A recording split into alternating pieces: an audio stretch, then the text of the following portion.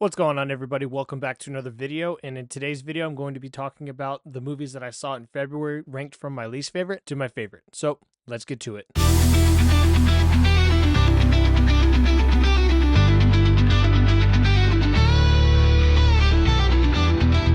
As always, we're always going to start with some honorable mentions, and this month's honorable mention is going to be a movie that came out in January, and that is Send Help. This movie was a lot of fun. It's definitely worth seeing with a group of friends at your house, or if it's still in theaters, make sure you see it with an audience that's packed. It plays off the audience very well. Without an audience, it might not work for some people, but with an audience, what wouldn't work actually will work, and it makes the whole experience that much more enjoyable. And honestly, it's a movie that I'd be down to see in 4D. I'm not a big 4D fan, but definitely go see it in 4D if you can. Now, going into the movies that came out in February, coming up last technically, is going to be Scream 7. I was not impressed with this movie. I like the other two movies much better. The killings were actually really cool in this movie, but the killers were very underwhelming. Wasn't a fan of this one. Probably will never watch it again. And I'd rather see the eighth one where they bring the people from from 5 and 6 back along with the cast from 7. The cast isn't the problem. The problem in this movie was the story. Coming in sixth place is Crime 101. This movie is not bad by any means. However,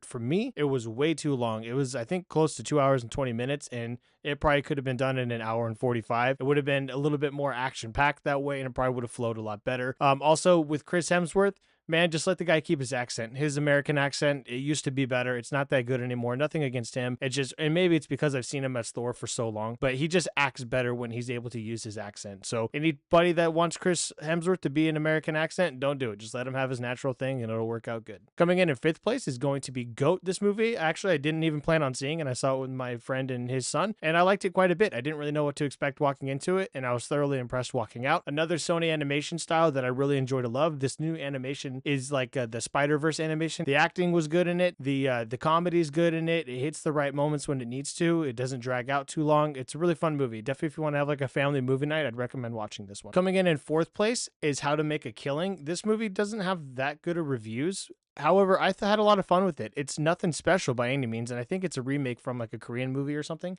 I might be wrong on that. But with that being said, it's still a lot of fun. It's just a guy that kind of throws himself into a situation and gets away with it for a while, and then what he gets in trouble with literally has nothing to do with the situations. It kind of reminded me of Wolf of Wall Street in that sense, and it's a good time. And Glenn Powell's chemistry works really well with everybody in the movie. So I definitely recommend checking this one out. You don't have to rush out to the theaters to see it. Definitely see some of these other movies first. But if you don't know what to watch, and it's on digital or anything like that, you want to have a little date night, or if you just want to have a fun kind of semi-action thriller movie, go ahead and give this one a watch. Coming in third place is going to be Dracula. This movie surprised me on so many levels. I did not think it was going to be that good. It kind of dives into the cartoonish aspect of Dracula, but somehow it just works. In a way, this kind of reminds me of Frankenstein, but Frankenstein is a much better movie. It's just the style it was filmed and the way it looks and the costuming. The costuming in this is amazing. I don't really know the best movie to compare this to because it feels like a movie that shouldn't work when you blend all these different styles of filming together and the way the story is and everything like that. But the acting from the lead does great as Dracula, and how they make his Dracula look should not fit. It should be corny. It should be cheesy. And just the way he plays it makes it flow, makes it not corny and not cheesy, and just the overall story I dug it. Again, it's kind of cartoonish. There's some things that I wasn't really expecting in there, so Dracula comes in third place for the month of February. In second place, Nirvana, the band, the show, the movie. This is a time travel movie that makes references to Back to the Future. It's kind of filmed in the way that the movie Boyhood was filmed, and that they actually really filmed scenes for this or from this movie in 2008 where they time travel to, and also in real time.